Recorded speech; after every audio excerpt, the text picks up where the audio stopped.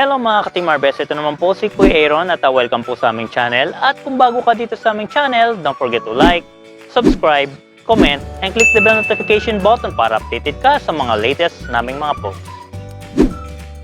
Hello mga ka-Team ArVes, today is day 39 ng ating sunflower series kung paano magtanim ng sunflower sa Paso. At sa mga hindi pa po nakaka-join sa aming pag-giveaway promo ng Team ArVes channel, i-click nyo lang po yung link na yan para malaman nyo po yung mechanics on how to join. At pwede nyo ring i-click yung link doon sa description box. So tara, let's go!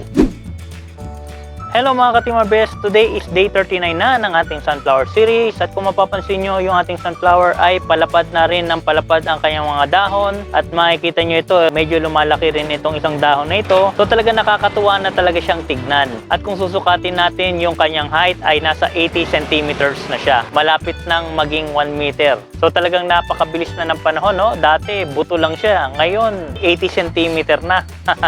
Ngayong araw na ito, hindi naman magdidilig si Kuya Aaron dahil umulan kaninang madaling araw. Kung makikita nyo, okay pa rin naman at walang ganong fungus. So malaking tulong din yung Parker Neem Tonic na masuportan itong sunflower natin. Bukod sa organic pesticide siya, fungicide na rin siya. So 2-in-1 na. Kung mapapansin nyo, walang mga tusok-tusok, walang guhit.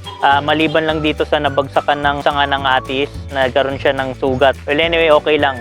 Hindi naman ganun kagrabe. So maganda yung resulta ng paggamit ng Parker Neem Tonic sa sunflower. So bukas mga guys, mag-a-apply ulit ako ng fertilizer, pero ibang fertilizer na yung i-apply ni Kuya Aaron, yung pampabulaklak na. Dahil sa ganitong stage is inire-ready na natin siya na mamulaklak na. So abangan nyo yan bukas mga guys kung ano yung gagamitin kong fertilizer.